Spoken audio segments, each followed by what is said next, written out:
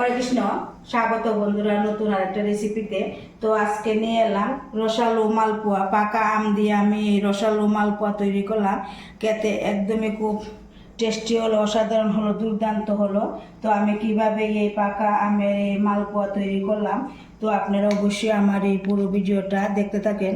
তো এই মালপোয়াগুলো কিন্তু একদমই নরম তুলতুলে হলো। তো এখানে আমি 2টা পাকা আম নিলাম মালপোয়াটা করার জন্য। তো আম কেটে নিলাম। এবার আমের ভেতরের অংশটা একটা চামচ দিয়ে খুলে নেব। খুলে তারপরে মিক্সি জারে নিয়ে নেব।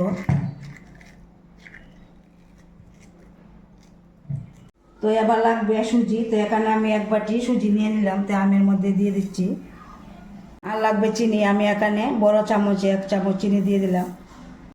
আর লাগবে 1/2 চামচ বেকিং পাউডার দিয়ে দিলাম। তো এবার 1 কাপ জল দিয়ে দিচ্ছি, দিয়ে খুব ভালোভাবে পেস্ট করে নেব। তো পেস্ট করে নিলাম। তো এবার একটা বাটির মধ্যে এই পেস্টটা নিতে হবে।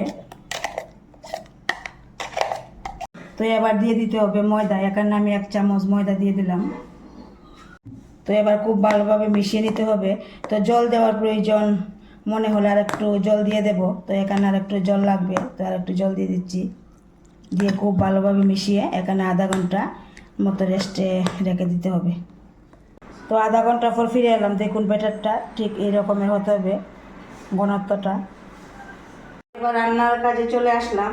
তেল বসিয়ে দিলাম। তেল যখন একটু অল্প গরম হয়ে আসবে, তো এইভাবে ব্যাটারটা দিয়ে দিতে হবে। আর এখানে ডুবুতল নাও দিলে চলবে। তো এইভাবে ব্যাটারটা দিয়ে দিতে হবে।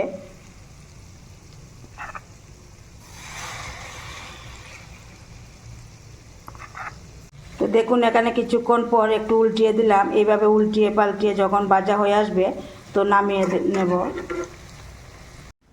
তো এদিকে আরেকটা কড়াতে আমি চিনি শিরাটা তৈরি করছি। তো এখানে আমি 1 বাটি চিনি দিয়ে দিলাম আর 4টা এলাচ দিয়ে দিলাম। তো এখানে 10 থেকে 15 মিনিট এই চিনি শিরাটা জাল করে নেব। তো এবার ভাজা হয়ে গেল, এবার নামিয়ে নিচ্ছি। দেখুন এই যে মালপোয়াটি এইভাবে হবে। তারপর চিনি শিরার মধ্যে দেব সবগুলো।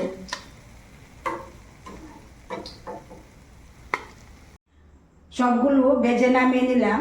তো এবার শিরার মধ্যে দিয়ে দেব। এদিকে শিরাটাও কিন্তু জাল করার পর ঠান্ডা করে নিলাম। তো এবার একে একে দিয়ে দিচ্ছি।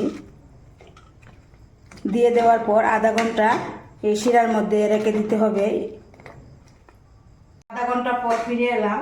দেখুন মালপোয়াগুলি একদমই কিন্তু শিরার মধ্যে ঢুকে গেল, একদম নরম তুলতুলে হয়ে গেল। তো দেখাচ্ছি আমি এবার।